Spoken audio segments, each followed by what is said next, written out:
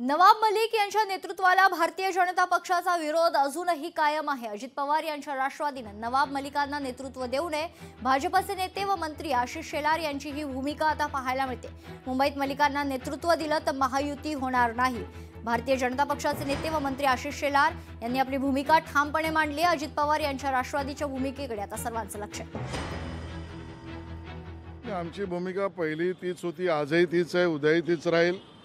विधानसभा निवडणुकांच्या वेळेला पण आम्ही ही भूमिका घेतली होती की नवाब मलिक हे आमचे समर्थनीय उमेदवार असू शकत नाहीत।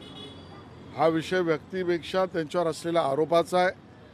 हा विषय त्यांच्या पक्षाचं नेतृत्व नवाब मलिक यांच्याकडे असेल तर त्यांच्यावर असलेले आरोप हसीना पारकर आणि अशा सगळ्या आरोपांच्या संदर्भामध्ये भारतीय जनता पक्ष तडजोड करू शकत नाही। मुंबईमध्ये नवाब मलिक यांच्याकडे नेतृत्व असेल तर सर्वसामान्य कार्यकर्त्यांची आमची भूमिका आहे की या महायुतीमध्ये राष्ट्रवादी काँग्रेस अजितदादा पवार नवाब मलिक यांच्या नेतृत्वातली नसावी, असू नये, हीच आमची भूमिका आहे। त्यांनी त्यांच्या भूमिकेवर पक्क राहावं।